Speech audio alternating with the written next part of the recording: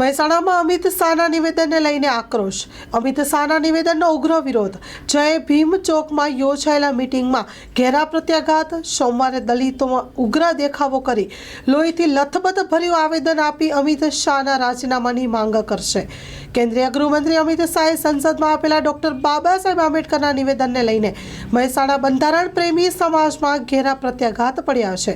ત્યારે મહેસાણા ખાતે જય ભીમ ચોકમાં યોજાયેલી અનુસૂચિત જાતિની સંયુક્ત મીટિંગમાં અનેક કાર્યકરો, વડીલો, સમાજના નામી અનામી સૌ લોકોએ અમિત શાહના નિવેદનને લઈને ઉગ્ર વિરોધ વ્યક્ત કર્યો હતો.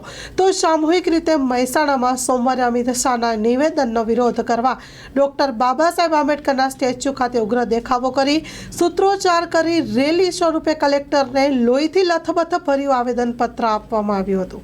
સમગ્ર મહેસાણા બંધારણ પ્રેમી સમાજ છે. Story report by VS Shrivadi, Mehsana.